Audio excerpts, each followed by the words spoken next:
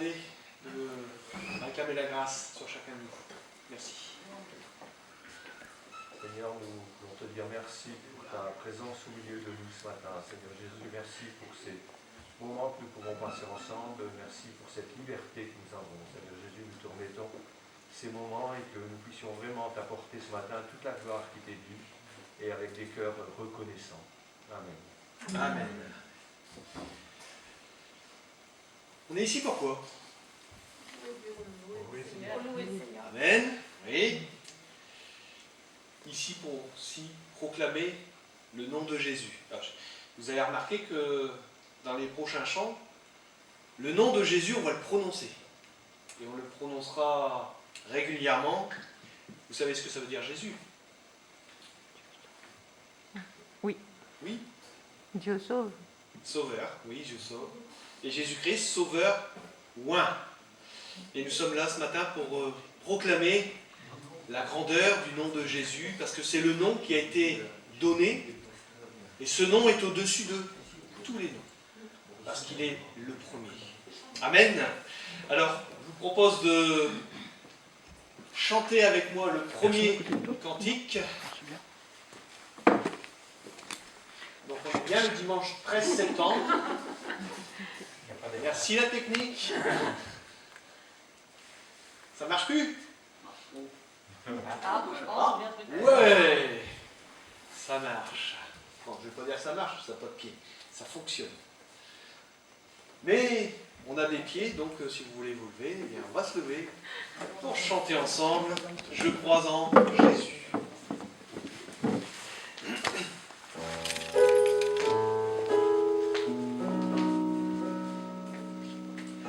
Je crois en Jésus, je crois qu'il est le Fils de Dieu, je crois qu'il est mort et ressuscité, je crois qu'il a payé pour tout, et je crois qu'il est ici, présent au milieu de nous.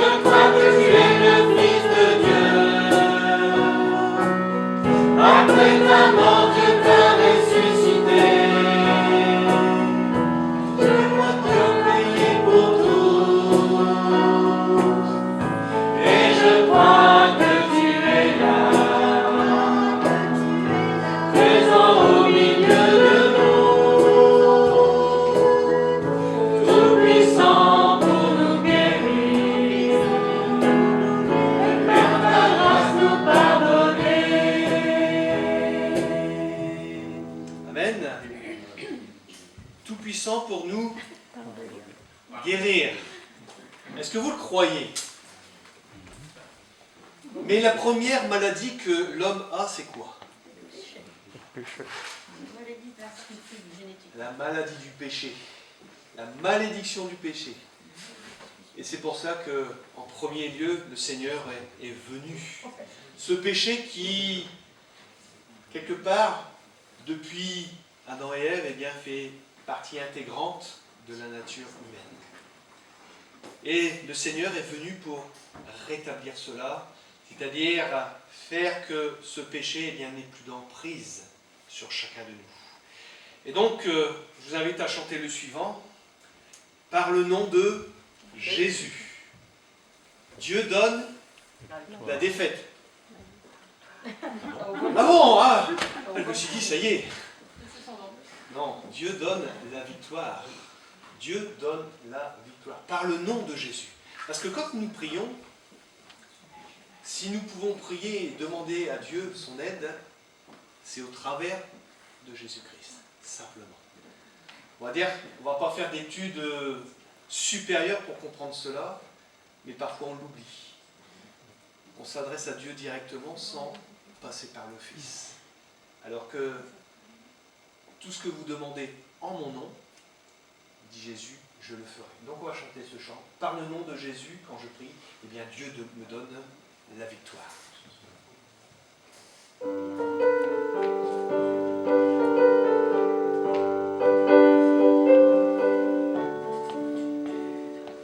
Par le nom de Jésus, par le nom de Jésus, Dieu donne la victoire. Par le nom de Jésus, par le nom de Jésus, Dieu donne la victoire. Dans ce nom nous tend le piège, c'est ce nom qui nous protège, ce beau nom de la victoire que chantent les élus. Par le nom de Jésus, par le nom de Jésus, Dieu donne la victoire. Par le nom de Jésus, par le nom de Jésus, Dieu donne la victoire. Dans ce temps nous tend un piège, c'est ce nom qui nous protège, ce beau nom de la victoire que chantent les élus. Je suis dur avec vous, parce que il est haut. Vous aviez tout le temps pendant la route de vous exercer à chanter dans la voiture, sur la route. Bon, on va faire des vocalises. Et c'est vrai que il y en a un qui est premier dans cette, on va dire, dans cette orientation pour essayer de nous tendre des pièges. Eh bien, c'est l'ennemi. Mais souvenez-vous, Jésus-Christ a vaincu. Il a la victoire. Comme il l'a dit, eh bien, il a livré les dominations en spectacle, c'est-à-dire qu'elles ont été vaincues en lui. Parce que c'est jour après jour que, on peut dire, l'ennemi nous attaque, essaye de nous faire fléchir, plier les genoux. On le voit que trop souvent. On se ramasse des coups, et puis on prend, allez, jette l'éponge, j'ai marre, je pardonne. C'est oublier que Jésus-Christ nous a dit, suis-moi. Ne pas oublier aussi que la vie, eh bien, ça ne sera pas un long fleuve tranquille, mais avec moi, eh bien, tu seras vainqueur. Si tu t'appuies sur moi. Amen. Ton nom. On va chanter ce chant, ton nom, comme une tour aux 4 vents. Et là, on peut se rappeler que le nom de Jésus est ce nom qui parfois peut nous émerveiller. Et notre cœur d'enfant de Dieu, eh bien, s'humilie et glorifie son nom. Ce matin, je vous invite à réaliser vraiment que chaque matin, c'est une grâce que le Seigneur nous donne de pouvoir nous éveiller. Chaque matin, c'est une grâce que de pouvoir avoir nos pensées qui se tournent vers lui. Chaque matin, c'est une grâce que le Seigneur nous donne que de pouvoir respirer, de pouvoir travailler, de pouvoir aussi méditer, prier, toutes ces choses, parce qu'il nous demande simplement de vivre à sa gloire. Amen. Alors, de l'aube au coucher du soleil.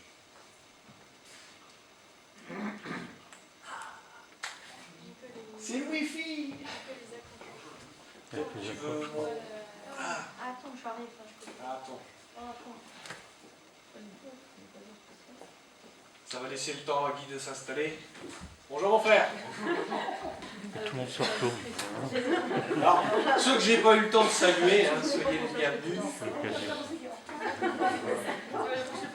Oh, on est entre nous, heureusement.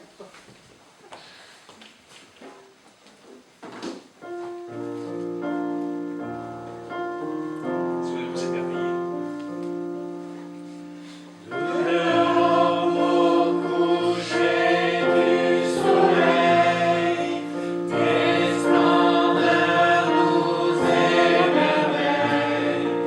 Notre Père d'enfants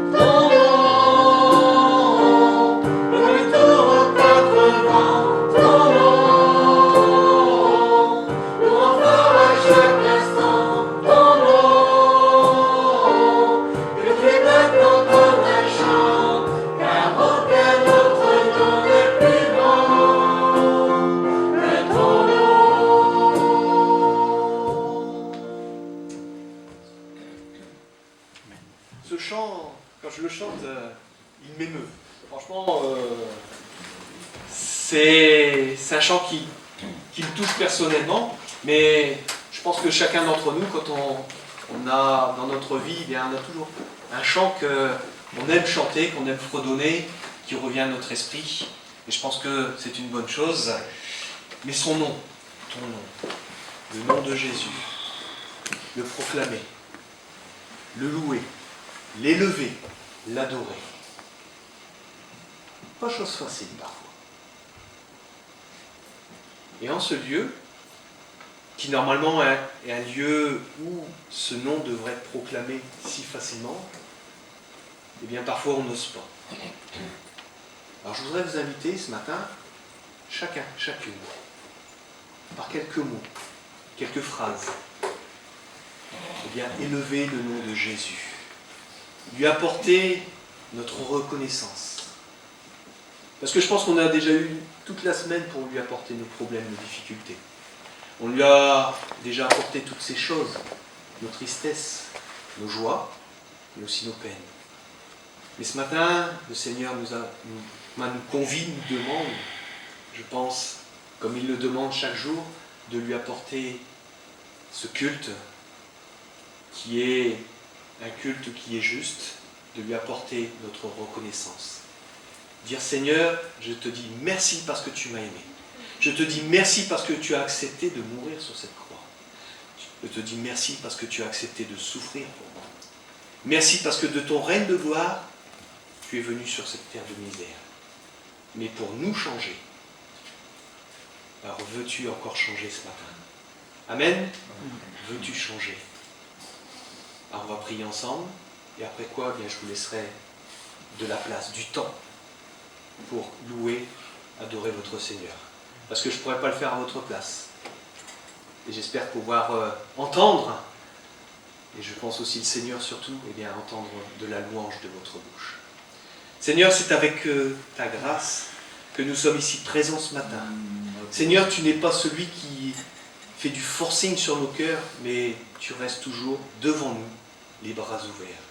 Tu es celui qui nous accueille, c'est vrai, tel que nous sommes, comme nous le chantons souvent. Mais aussi, Seigneur, tu nous prends tel qu'on est pour nous changer, pour nous transformer. Seigneur, te dire merci parce que avec le temps et par ton Esprit Saint, eh bien, tu agis dans nos vies, dans nos cœurs. Et je veux te louer, Seigneur, pour ton Église. Je veux te louer, Seigneur, pour mes frères et sœurs. Je veux te louer, Seigneur, pour l'œuvre que tu as accomplie pour chacun d'entre nous. Seigneur, merci. Et Père, parce que tu nous as aimés, le premier, eh bien, en Jésus-Christ, je veux pouvoir te dire, Seigneur, je t'aime.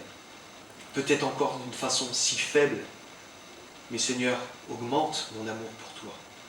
Transforme, continue, Seigneur, cette transformation pour ta gloire. Ne me permets pas, Seigneur, de pouvoir jeter l'éponge, mais Seigneur, de pouvoir continuer, coûte que coûte. Et malgré mes faiblesses, Seigneur, toi tu me portes. Alors merci vraiment de nous aider jour après jour. Amen. Avant de continuer par un autre cœur, j'avais noté de lire un passage, des psaumes qui nous font tellement de bien. Le psaume 103, versets 19 à 22, juste une partie. Dans les cieux, l'Éternel a établi son trône. Il est le roi, le maître de l'univers entier. Louez donc l'Éternel, vous tous ses anges, vaillants et forts, qui faites ce qu'il dit dès qu'il vous le demande. Oui, louez l'Éternel, vous toutes ses armées célestes, vous qui, à son service, exécutez sa volonté. Et là, c'est pour chacun de nous. Oui, louez l'Éternel, toutes ses créatures, partout où il gouverne, que tout mon être loue l'Éternel. Et là, quand j'ai lu ce verset ce matin, je me suis dit, on a un tableau qui est forcément, on va dire, grandiose parce que ce n'est pas que ces créatures qui louent le Seigneur, mais c'est l'univers entier. L'univers entier. Tout ce qu'il a créé, eh bien, chante pour la gloire de notre Dieu, de notre Sauveur. Alors, ce matin, on va continuer à le chanter, le louer, l'adorer, pour que, comme Jésus l'a fait, et il l'a dit, il est venu pour glorifier le Père, il a dit « Je t'ai glorifié et je le glorifierai encore ». Amen.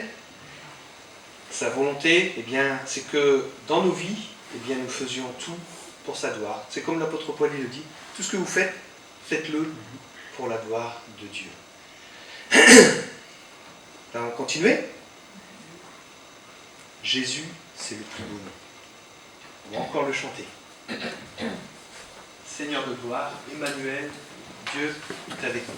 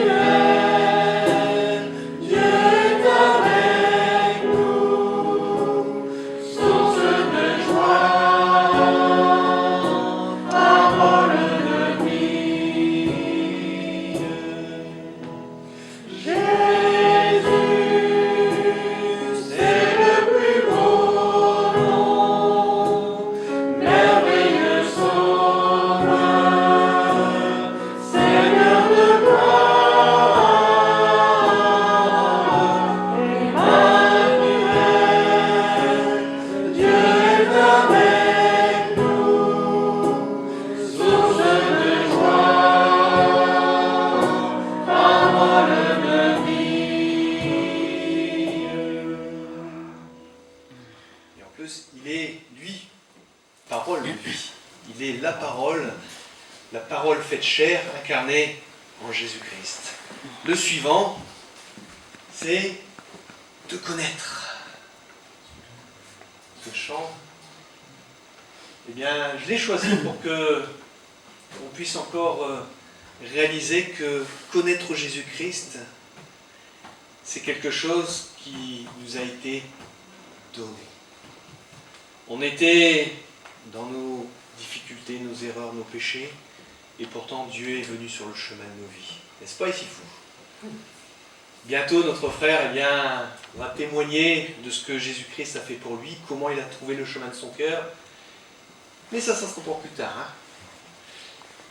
Mais Jésus cherche tous les jours, de par la surface de la terre, des hommes, des femmes, qui ont cette disposition de cœur de dire « Seigneur, je suis perdu, sauve-moi ». Alors, si vous voulez bien, on va chanter ce chœur et réaliser encore que c'est une richesse que d'avoir Jésus-Christ dans notre vie. Ce qui m'était cher pour construire ma vie, utile et précieux sont nos sauveurs. Et bien tout cela, eh bien, n'a plus de valeur, mais simplement Christ dans nos vies. Ce qui m'était cher.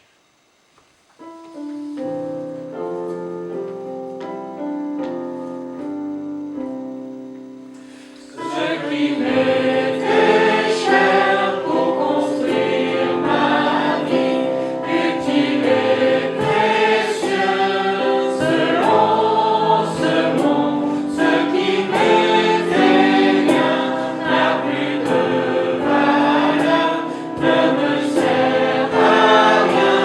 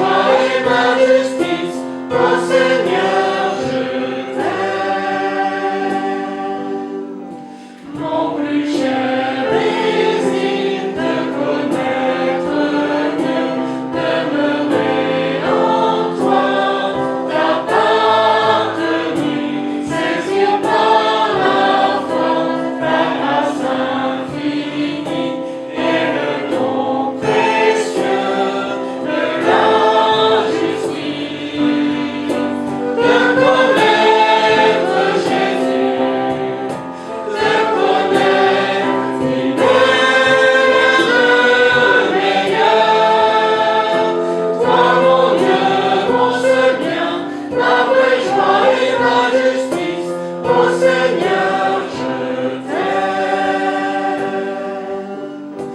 Vivre de ta vie de résurrection, communier Jésus à tes souffrances, devenir conforme à toi dans la mort et vivre avec toi l'éternité.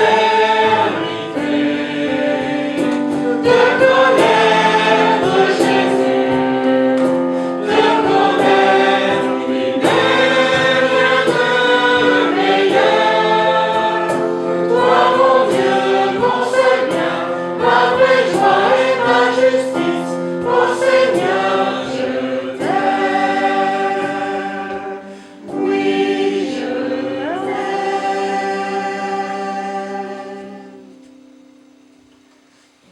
Oui, je t'aime. Ce sont des paroles que souvent on prononce, allez, pour son épouse, pour ses enfants. Mais on a beaucoup plus de difficultés à le dire à d'autres. Et si je vous disais, oui, je vous aime, en Jésus-Christ, ça peut vous réjouir, hein? Si je vous disais ce matin, oui, je vous hais, là, mais frère, descends de ton estrade là. Oui, je vous aime, en Jésus-Christ. Avec mes imperfections, certes. Vous allez encore devoir me supporter, certes. Et moi aussi. C'est réciproque. Non. Oui. Oui, quand même un petit peu. Hein. Mais le Seigneur nous aime et nous transforme. En chantant ce chant, il y a eu cette image qui m'a traversé l'esprit de cet homme, le jeune homme riche, on le connaît, l'histoire. Le Seigneur il dit, tu as fait tout cela, et bien maintenant, vends tout ce que tu as et puis viens suivre. Et puis le Seigneur, eh bien, il lui a donné la parole dont il avait besoin pour aller plus loin avec Christ. Et qu'est-ce qu'il a fait? La parole de Dieu nous dit, il est reparti tout joyeux. Il est reparti tout triste. Et là, ce qui m'interpelle aussi, c'est, est-ce que le Seigneur... Hé, attends, reviens. Faut pas le prendre comme ça. Est-ce qu'il l'a supplié de le suivre? Jésus ne forcera jamais un cœur, une âme à le suivre. Le libre arbitre, c'est nous qui l'avons. Nous sommes libres de le louer ou de nous taire. Nous sommes libres de le suivre, ou comme je disais, je jette l'éponge. Je dis ça parce que j'ai encore vécu ça cette semaine à mon lieu de travail. Vous savez que mon responsable du bureau d'études a démissionné. Et encore une fois, une nouvelle fois cette semaine, on a appris encore une nouvelle éponge qui venait de se jeter par terre. Parce que la personne en avait ras-le-bol. Elle voulait passer à autre chose. Ça devient presque symptomatique dans notre vie de tous les jours, dans ce monde, de dire j'arrête. Le Seigneur il nous dit 6 mois. La vie ne sera pas facile. La vie sera certes même difficile, mais si tu sais t'appuyer sur moi, si tu sais compter sur moi, eh bien tu prendras la victoire. Non pas à cause de toi, mais à cause de moi. Ça c'est une promesse. Et c'est pas ma promesse, c'est la parole de Dieu qui le dit. Alors, le dernier chant nous dit en Jésus seul. Si tu t'appuies sur tes forces, si je m'appuie sur mes forces, j'irai pas bien loin. Mais si je m'appuie sur le Seigneur, eh bien, je vais devenir fort. En Jésus seul est mon espoir. Quel est l'espoir de ta vie? Quel est l'espoir de ma vie? Mon espoir, c'est un jour, le Seigneur de dire, c'est bien. Bon et fidèle serviteur, entre dans la joie de ton maître. T'as pas fait grand-chose. Non, je vais le traduire selon biblique. Tu as été utile en peu de choses. Parce que tout ce que nous faisons, c'est Christ qui le fait au travers de nous. Parce que ce n'est pas la chair qui nous pousse à faire les choses, mais c'est bien l'Esprit de Christ. Alors, ma lumière, ma force, mon champ, la pierre angulaire sur laquelle je veux bâtir, que tu dois bâtir, que nous devons bâtir, c'est en Jésus seul. Amen. On va chanter ce dernier chœur, après quoi je laisserai la place à notre frère Paul qui nous conduira dans ce temps de scène pour nous rappeler ce que Jésus a fait pour chacun de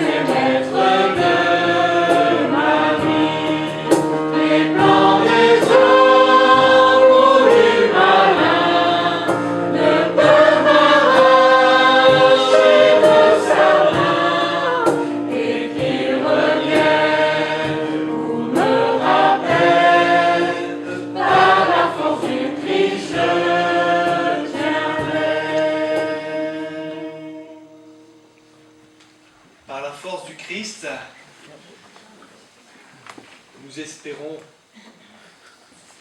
je tiendrai si je tiens jusqu'au bout. Je laisse toute la place, Paul, pour nous conduire dans ce temps.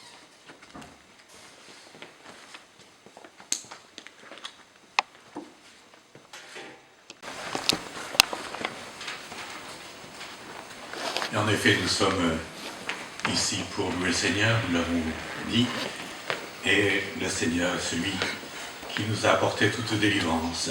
Le psalmiste pouvait dire au psaume 27, « L'Éternel est ma lumière et mon salut. De qui aurais-je peur?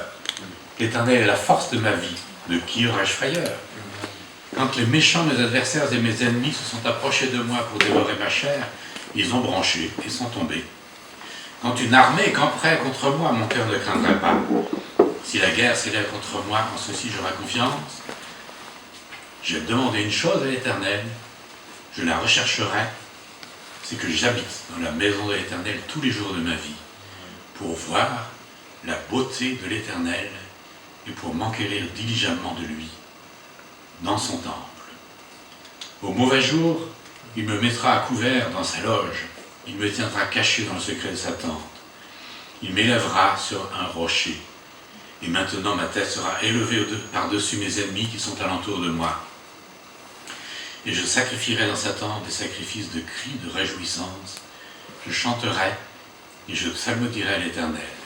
Éternel, écoute de ma voix, je crie à toi. Use de grâce envers moi et réponds-moi. Mon cœur a dit pour toi, cherchez ma face. Je chercherai ta face, ô Éternel. Ne me cache pas ta face, ne repousse point ton serviteur avec colère. Tu as été mon secours, ne me délaisse pas, ne m'abandonne pas, ô Dieu de mon salut. Et au psaume 26, juste avant, il avait pu dire, au verset 6, « Je laverai mes mains dans l'innocence, et je ferai le tour de ton autel, ô Éternel, pour entonner ta louange, et pour raconter toutes tes merveilles. »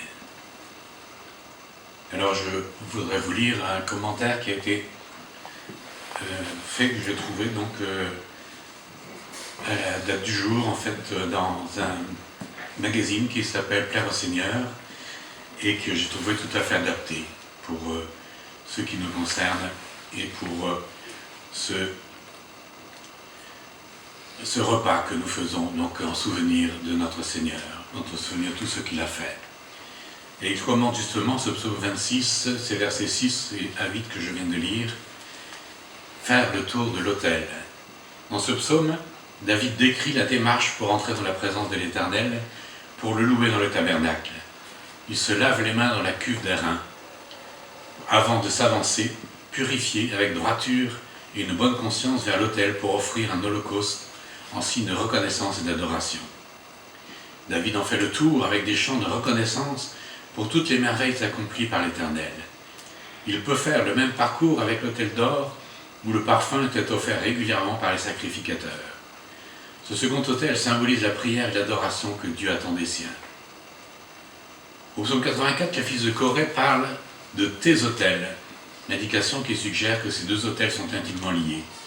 En effet, les braises apportées sur l'autel d'or pour brûler l'encens devaient toujours provenir de l'autel de l'Holocauste.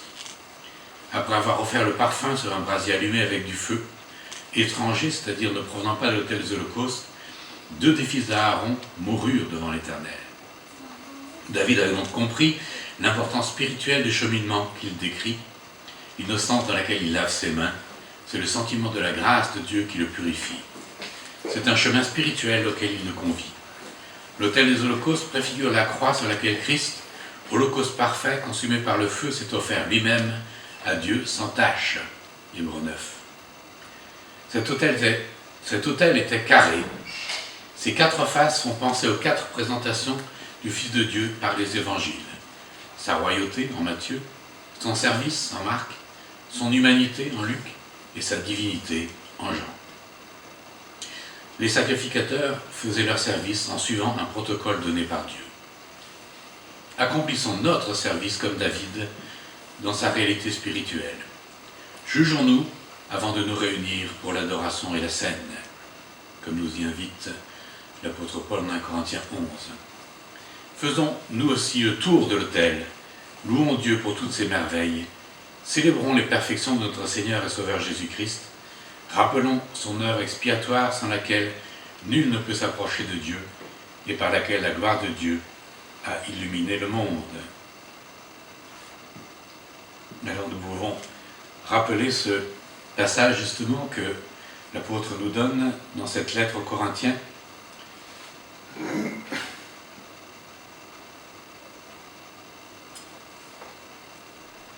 Donc que nous connaissons bien, verset 23 de 1 Corinthiens 11.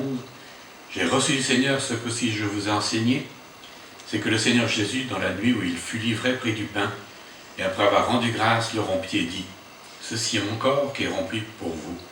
Faites ceci en mémoire de moi. De même, après avoir soupé, il prit la coupe et dit, cette coupe est la nouvelle alliance en mon sang. Faites ceci en mémoire de moi toutes les fois que vous en boirez. Car toutes les fois que vous mangez ce pain et que vous buvez cette coupe, vous annoncez la mort du Seigneur jusqu'à ce qu'il vienne. Et un peu plus loin donc, que chacun donc s'éprouve soi-même et qu'ainsi il mange du pain et boive de la coupe. Voilà donc ce que nous proposons de faire, de manger ce pain, de boire cette coupe, ce pain qui nous rappelle le corps du Seigneur qui a été livré pour nous, cette coupe qui nous rappelle le sang du Seigneur qui a été versé pour nous purifier, pour nous permettre de nous approcher de lui sans contrainte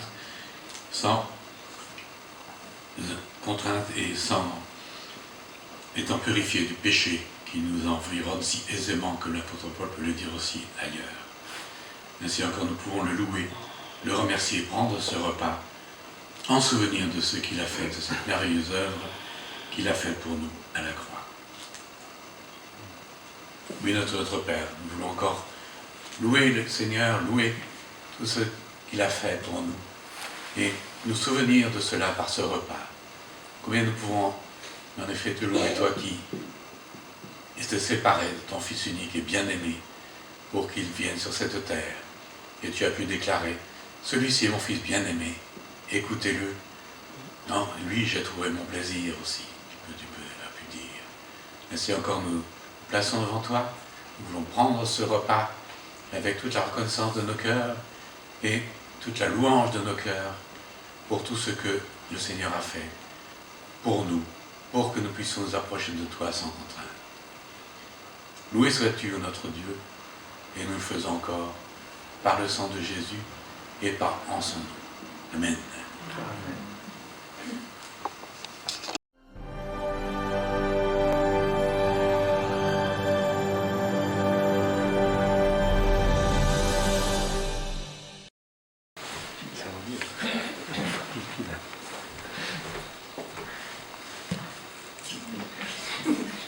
Ça fait du bien. Vous pourrez aussi tout à l'heure. Voilà. Et donc, en cette nouvelle saison, on a décidé d'entreprendre ou de poursuivre de nouvelles séries de prédications.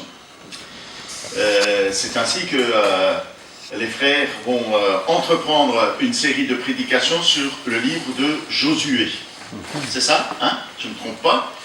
Mais il faudrait être un peu patient parce qu'on a un programme passablement chargé. Hein. On a dimanche prochain le culte sel.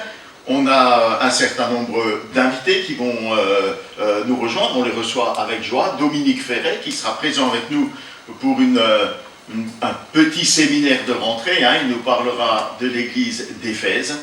On aura aussi la joie d'avoir avec nous Michel Castagno, qui est un membre de la commission des services et de référence des CAEF, d'autres unions d'église, qui est le responsable du pôle mission, qui a été le responsable du pôle jeunesse, et qui aura certainement pas mal de choses à nous dire. On essaiera d'en avoir le maximum. Voilà, pour les jeunes, et pour la mission, évidemment pour la prédication de la parole. Et on aura ensuite le dimanche de l'église persécutée. Donc voilà, vous voyez que jusqu'à la fin de l'année, il y a pas mal de choses, mais on va entamer ce cycle sur ce livre intéressant, hein. Mais aussi c'est un défi de prédication, et je vous encourage les frères, hein, sur le livre de Josué. Pour ma part, les frères m'ont demandé de poursuivre sur la première épître de Pierre. On était à une charnière, hein, de l'épître, qui nous a présenté ce que Dieu a accompli pour nous, ce que c'est censé faire dans nos vies, et la charnière, c'est comment on devrait vivre dans ce monde. Le programme a été un petit peu bousculé en ce début de semaine, on était un petit peu court. Je remercie les frères, hein, d'avoir accepté presque au pied levé, hein, de préparer et d'assurer ce culte. Tout va entrer gentiment dans l'ordre. Je n'ai pas pu aboutir sur ma prédication sur 1 Pierre ce matin, il y a eu plusieurs événements cette semaine, en plus d'un programme bousculé, il y a eu plusieurs événements qui m'ont... Voilà, j'ai pas pu aboutir, et donc je vous propose une autre prédication ce matin. Et comme il faut rendre à César ce qui est à César, ça s'appuie sur un travail de Géraldine à l'IBG. Dieu nous m'a donné une aide, vous allez voir, talentueuse. Et donc, voilà, je lui ai demandé son autorisation. Géraldine, me permets-tu d'utiliser ton travail? Elle m'a dit, Marc, bien sûr. Voilà. Donc, voilà. Est-ce que vous connaissez, vous avez une personne à laquelle vous aimeriez ressembler? Est-ce que vous êtes déjà dit, j'aimerais être comme elle? Si je demandais à un vainqueur, il dirait, je voudrais être comme Mbappé. Et vous? Vous aimeriez être comme qui? Comme un footballeur talentueux? Comme un milliardaire richissime? Comme un homme puissant? Ou comme Miss France? Miss Univers? Intergalactique. Paul aimerait être comme Miss France. Je suis pas d'accord. Non, c'est Faudra qu'il vienne me voir dans mon bureau cette semaine, Paul. Hein. c'est Monsieur Univers, en maillot de bain. En maillot de bain. Non, mais j'en veux pas, moi. Il est déjà pas mon fruit. Le maillot de bain. Il n'y a personne que vous avez envie d'imiter, personne à qui vous avez envie de ressembler. Vous n'avez pas de modèle dans la vie. Quelqu'un sur qui vous pouvez prendre exemple. Et au niveau de la foi, est-ce qu'il y a des hommes ou des femmes de foi qui vous ont marqué, qui vous ont impressionné? Des modèles bibliques ou des modèles du passé contemporain? Alors, moi je dois avouer que le Seigneur m'a accordé la grâce de rencontrer des frères et parfois aussi des sœurs à qui j'aurais aimé ressembler, qui ont été des modèles pour moi, de manière successive. Mais j'ai lu aussi des biographies de personnes qui m'ont fortement impressionné. Et je me suis dit, Seigneur, si je pouvais être comme ce frère, si je pouvais avoir la foi de cette sœur. Alors, il est clair, Jésus, c'est l'exemple parfait que nous sommes appelés à imiter, que nous sommes encouragés à lui ressembler. Mais nous pouvons aussi avoir des frères, des sœurs, des chrétiens comme modèle à suivre, comme modèle à imiter. D'ailleurs, Paul n'hésite pas dans ses épîtres à encourager ses lecteurs à lui ressembler.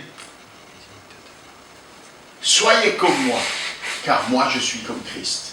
Imitez-moi. Et il me semble que avec les frères qui l'accompagnaient dans ses missions, il se posait comme un modèle à imiter. Vous avez vu, et il n'hésite pas à se citer en exemple. Vous avez vu comme j'ai travaillé de mes mains. Vous avez vu comme j'ai persévéré. Vous avez vu comme je n'ai pas eu peur. Vous avez vu comme je n'ai pas eu honte. Alors n'ayez pas honte non plus. N'ayez pas peur. Persévérez. Travaillez vous-même.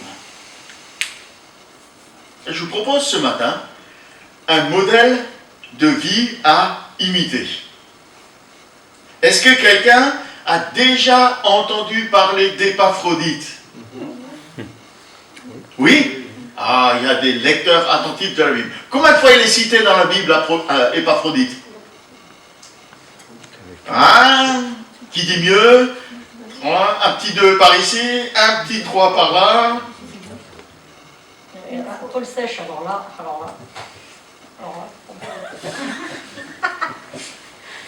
Ça va être plus long dans mon bureau que prévu. Hein. Sèche. Tu commences à lui ressembler. Je suis inquiète. Je vais finir en merde. 2 fois, dans la même Ah, ben épître. oui, c'est bien ça. Mais... Épître aux Philippiens, dans 2 versets. Au chapitre 2 et au chapitre 4. Moi, je vous invite à lire en Philippiens 2.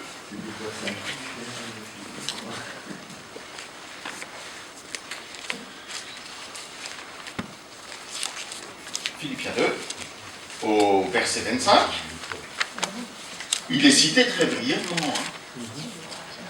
Et il est peu connu. Hein. Il est peu connu.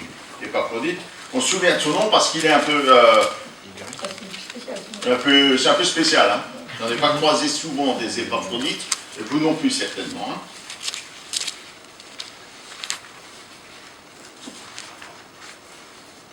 Alors,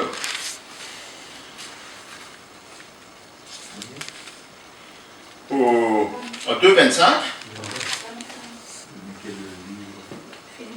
Philippiens 2,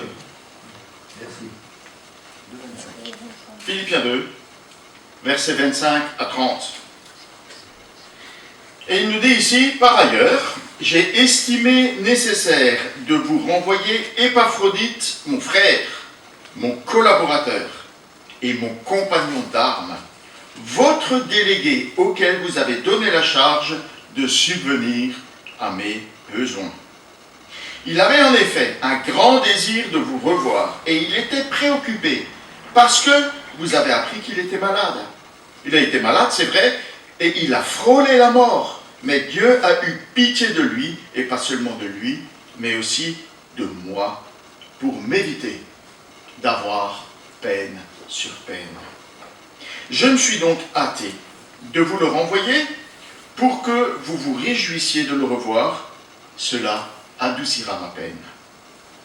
Réservez-lui donc un accueil digne de votre union commune au Seigneur. Recevez-le avec une grande joie. Ayez de l'estime pour de tels hommes. Car c'est en travaillant au service de Christ qu'il a failli mourir. Il a exposé sa vie pour s'acquitter à votre place du service que vous ne pouviez me rendre vous-même. Épaphrodite. Et je pense qu'il est parlé de lui un peu plus loin. Je suis en train de chercher, je n'ai pas noté, hein, je vous le lis parce qu'on a fait référence.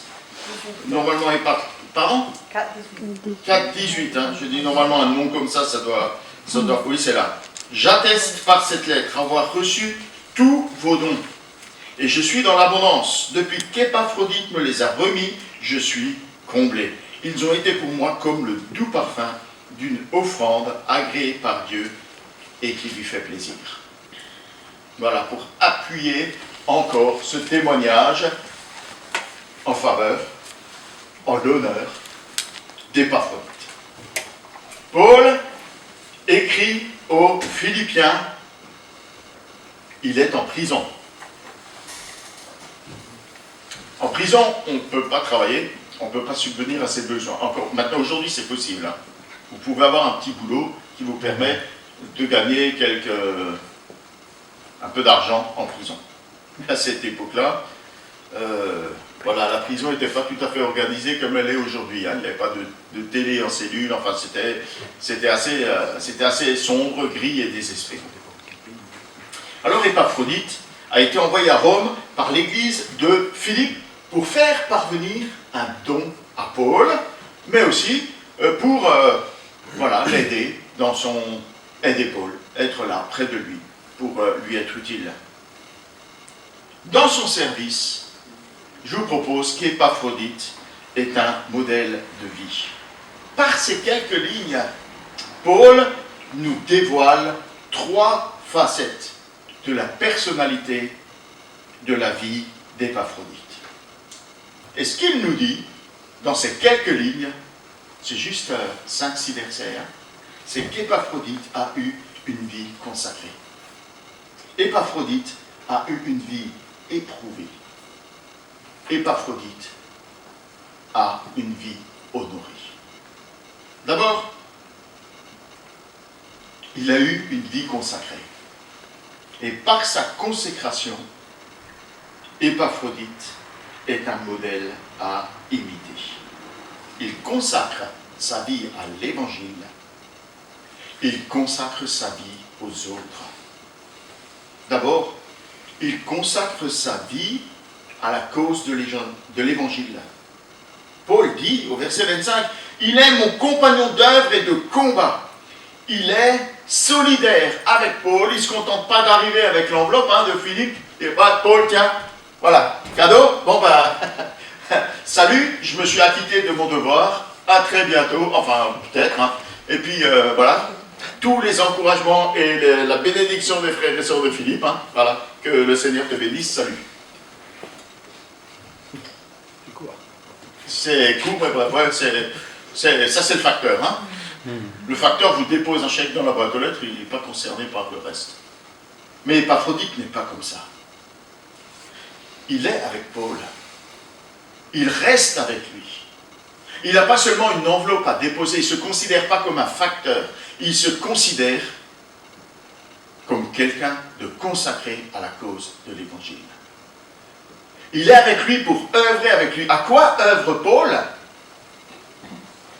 Il le demande dans ses lettres, qu'il me soit donné, même dans les chaînes, de faire progresser la cause de l'Évangile, d'annoncer le nom du Seigneur Jésus. Et Épaphrodite va être avec lui, va l'épauler, va probablement aller là où Paul ne peut pas aller, parce qu'avec une chaîne, on ne peut pas aller où on veut. Hein. Épaphrodite va pouvoir aller là où Paul ne peut pas aller. Il va soutenir avec lui le combat. De quel combat s'agit-il? Mais Paul le dit, on n'a pas à lutter contre la chair et le sang, mais contre les autorités, les dominations.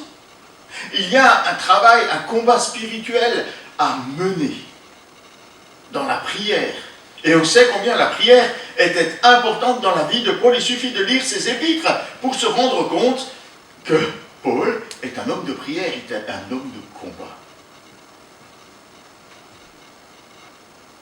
Il travaille pour le progrès de l'Évangile et il combat pour la foi de l'Évangile.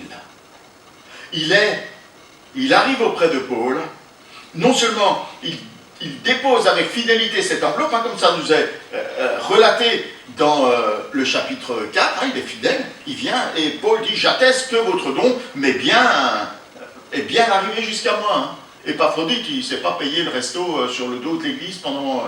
voilà, quand il est arrivé, il restait juste au fond de l'enveloppe quelques pièces, même plus jaunes, bronze, là, hein, des 2 et des 1 centime. Bon, Paul, voilà, c'est tout ce qui reste du don. Hein. Il s'acquitte avec fidélité. Tout est arrivé. Mais en plus, il devient l'associé de Paul, son compagnon, quelqu'un sur qui Paul peut réellement compter. Ces deux choses sont liées. Travail et combat. Le travail n'avance pas si on ne combat pas dans la prière. Et ça, avec Paul, Épaphrodite l'a compris. Et il se consacre à ça. Comme Paul va encourager Timothée à se consacrer non seulement à son don, l'action, mais aussi à la prière, le combat. Il y a un exemple, l'exemple le plus connu dans l'Écriture, c'est l'exemple de ce qui se passe au temps de Néhémie, lorsque le peuple reconstruit la muraille. Alors ça, c'est l'action, on construit la muraille, mais devant les assauts et la menace de l'ennemi, chaque ouvrier va se retrouver avec dans une main la truelle, parce que ça c'est utile pour construire la muraille, et dans l'autre main une épée. Ça c'est utile pour combattre l'ennemi. Et le serviteur consacré, Épaphrodite, il est avec ces deux outils nécessaires, indispensables, la truelle et l'épée. Il est à l'œuvre pour la cause de l'Évangile et il est engagé dans le combat pour la foi. Il est consacré à la cause de l'Évangile. Il est aussi consacré pour les autres. D'abord pour Paul. Paul, il l'appelle mon frère. Épaphrodite, c'est mon frère. C'est qui le frère? Qui est un frère pour vous? Celui qui est proche, celui sur lequel vous pouvez compter, celui avec lequel vous avez développé des sentiments d'affection, des liens profonds. Épaphrodite est mon frère.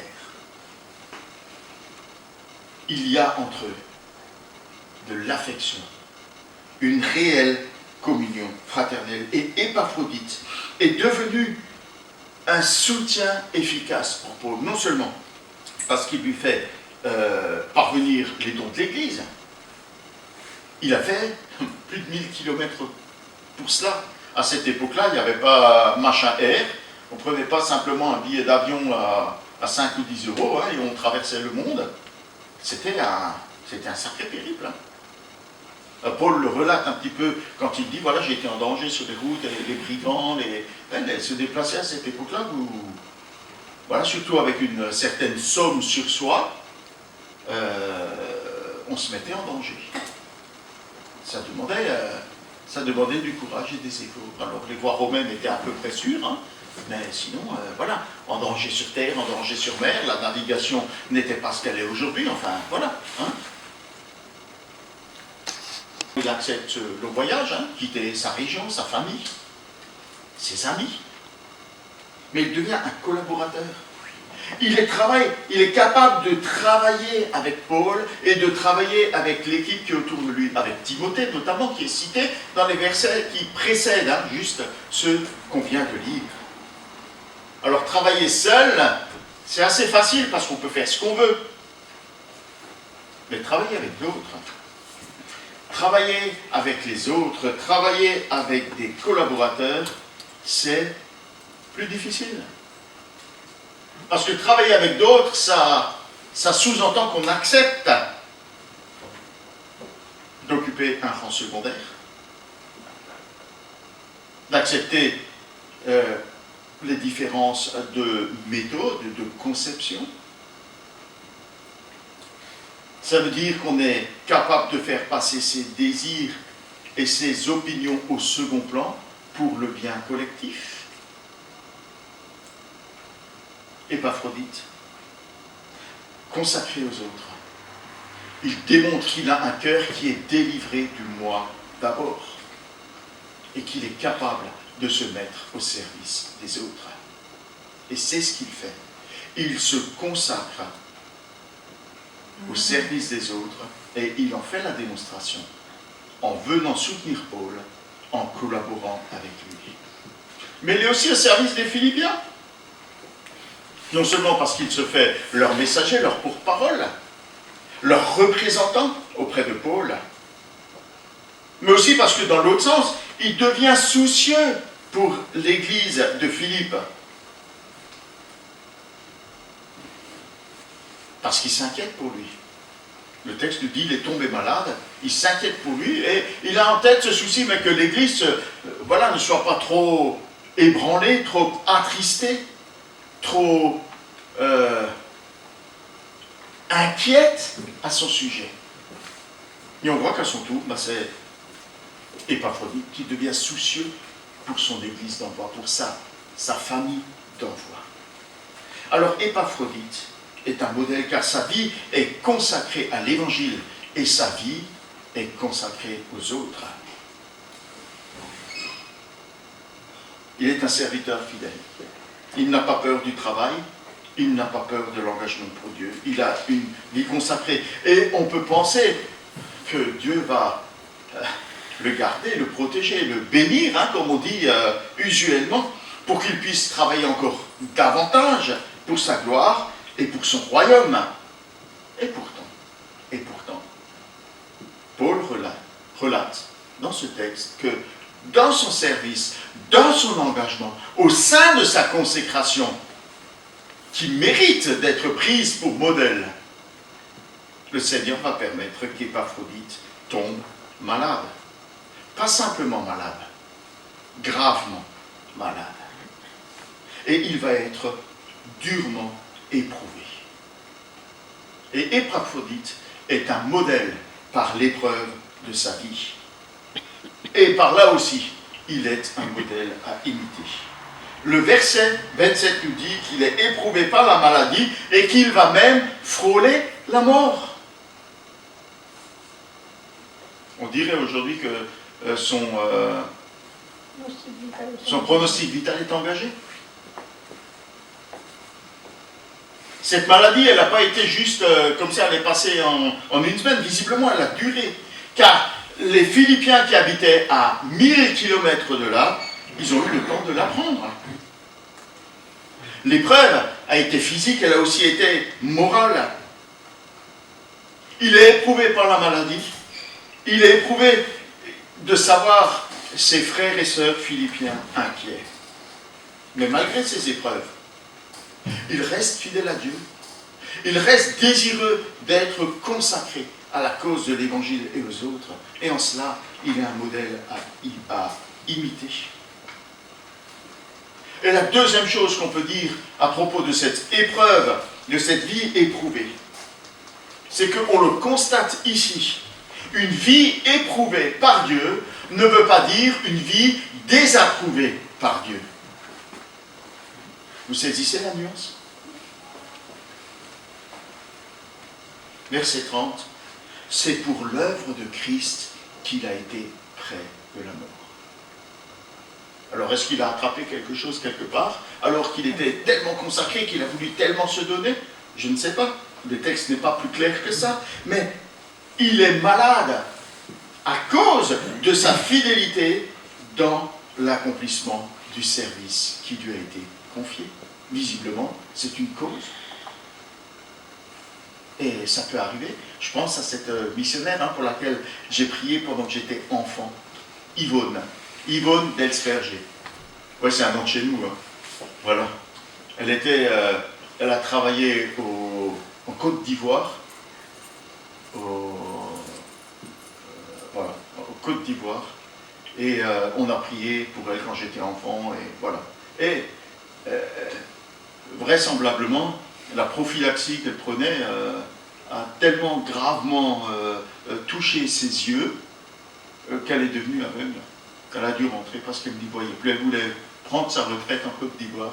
Elle a été forcée de rentrer. Son engagement pour le Seigneur lui a coûté ses yeux. Je pense à cette je garde un souvenir ému d'elle, à cette sœur qui était institutrice à Parakou au Bénin, qui a attrapé un truc et qui est décédée en 48 heures. Consacrée pour l'œuvre du Seigneur. Ça peut coûter quelque chose. Ça peut coûter quelque chose dans notre santé. L'exemple biblique est celui de Job, qui a été lui aussi très durement éprouvé, mais qui est demeuré intègre, qui est demeuré fidèle. Il a perdu ses biens, ses troupeaux, sa maison, ses enfants. Et malgré l'épreuve, il dit en 2-3 l'Éternel, dit à Satan, as-tu remarqué Job? Il n'y a personne comme lui sur la terre. C'est un homme intègre et droit qui craint Dieu et s'écarte du mal. Et sortira autre chose que de la bouche de Job. L'Éternel a donné, l'Éternel a repris. Que le nom de l'Éternel soit béni. Je ne vais pas renoncer à ma consécration à cause de l'épreuve. L'épreuve peut durer. Mais ce n'est pas parce que l'épreuve dure que ça veut dire que la vie est désapprouvée de Dieu. En fait, le fait de tenir ferme dans l'épreuve, tel que l'a fait Job, et tel que le fait ici Épaphrodite, est pour nous un modèle. Il est un modèle de vie consacrée, un modèle de vie éprouvée. Il reste fidèle. Et c'est pourquoi Paul dit il a le droit d'être honoré. Il est honoré parce qu'il est un modèle. Il est l'envoyé des Philippiens. Il est leur représentant. Il est le suppléant du pôle à leur absence. Car, de toute évidence, ils ne pouvaient pas tous se déplacer pour être présents auprès de Paul. Comme nous on fait au congrès. Le congrès dit envoyer un représentant. On ne se déplace pas toute l'église pour aller au congrès. Un représentant de l'église parle en notre nom à nous tous. Et lui ont fait cet honneur en l'envoyant auprès de Paul comme leur représentant. L'église l'avait reconnu comme étant quelqu'un de fidèle. Il connaissait Épaphrodite. Il l'estimait digne de confiance. Il savait que c'était un homme sûr, un homme capable. Ils n'ont pas hésité à lui confier ce qui était probablement une forte somme. Ils l'ont honoré en faisant de lui leur délégué. Nous aussi, on a des délégués On a eu d'abord Étienne Lermenot et maintenant Christian Blanc, président du CNEF. Il est notre représentant. Nous lui faisons confiance pour nous représenter auprès des autorités françaises et notamment auprès du ministre des cultes qui est... Darmanin. Oui, c'est ça, c'est le ministre de l'Intérieur qui est le ministre des cultes. C'est actuellement M. Gérald Darmanin. C'est l'honneur qui est fait à Christian Blanc. Nous l'avons estimé digne de confiance.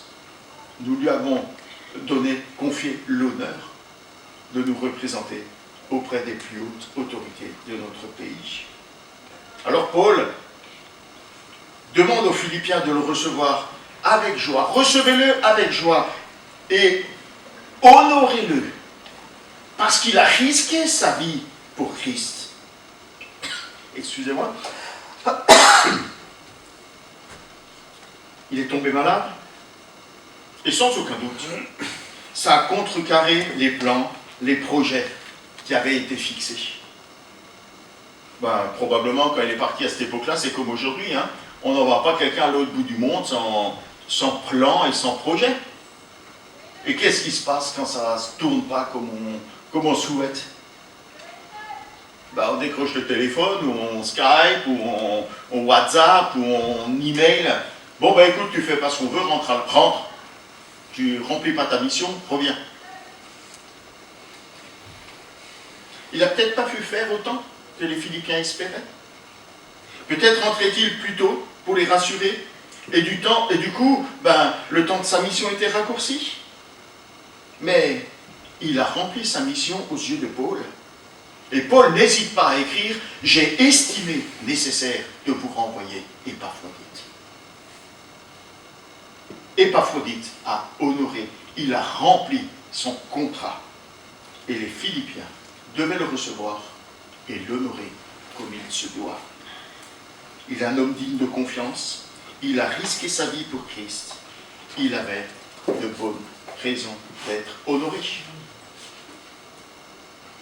Alors Épaphrodite peut être un modèle, car il a une vie consacrée, une vie éprouvée et une vie honorée à juste titre. Alors, quelles sont les leçons que nous pouvons tirer de ce modèle de vie? En quoi est-ce qu'on peut l'imiter? Alors d'abord en ayant une vie consacrée. Mais comment peut-on avoir une vie consacrée?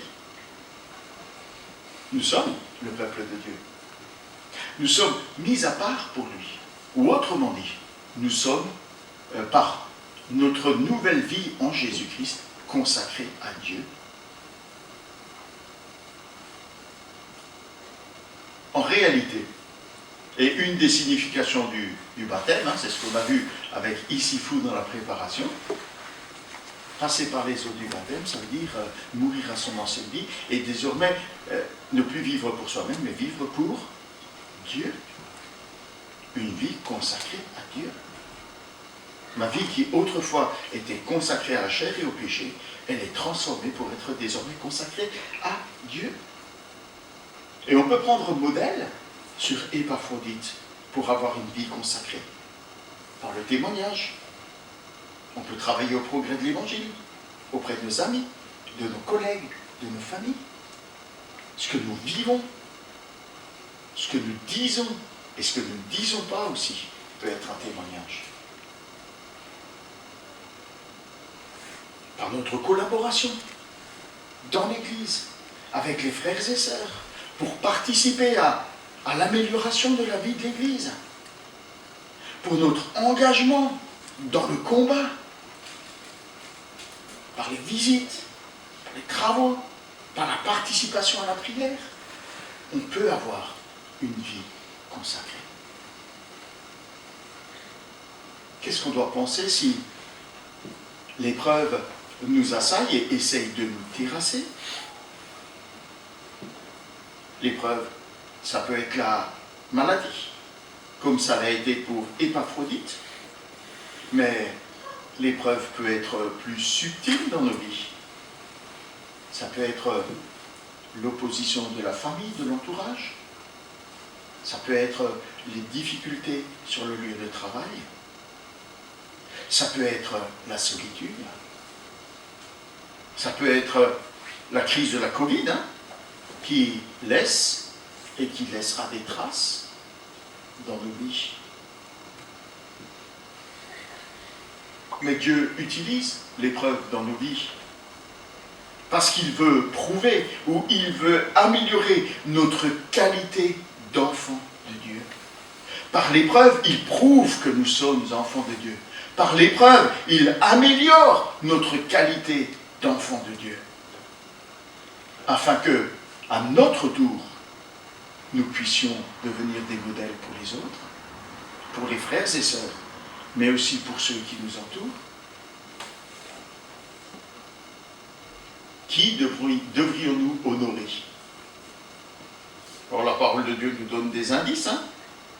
Nous vous prions, frères, dit Paul, dans 1 Thessaloniciens 5,12, d'avoir de la considération pour ceux qui travaillent parmi vous. Tous ceux qui sont au service de l'Église, honorez-les.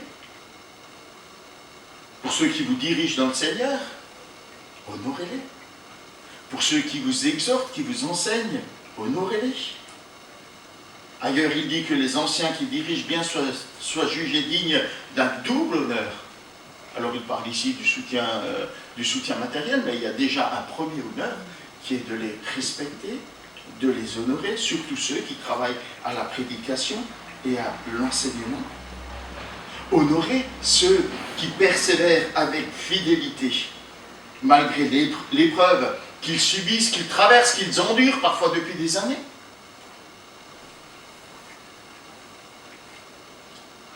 Et qui sont discrets.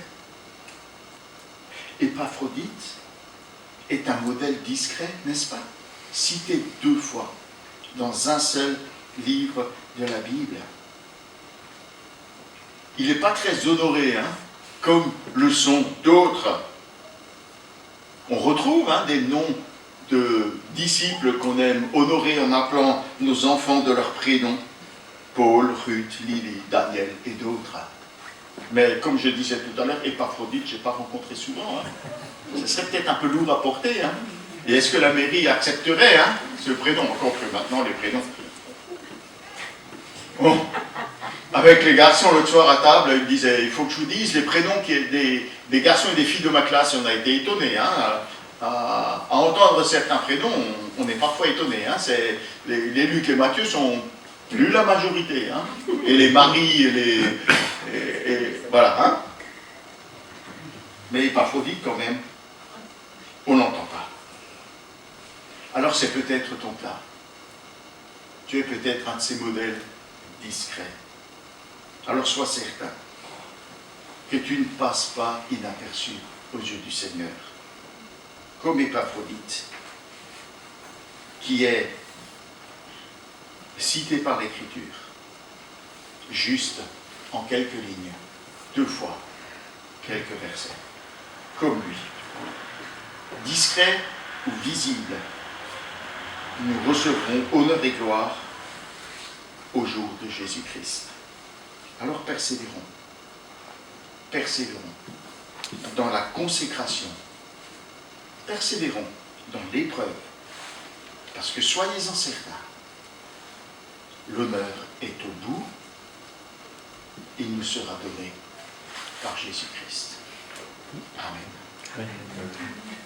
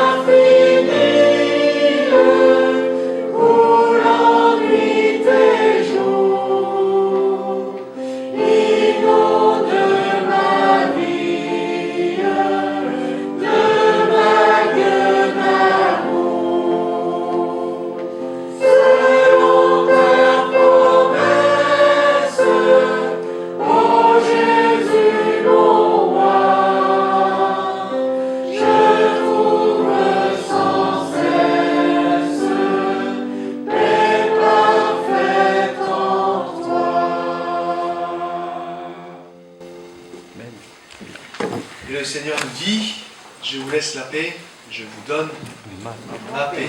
Alors qu'elle vous accompagne durant toute cette semaine et que Dieu vous bénisse.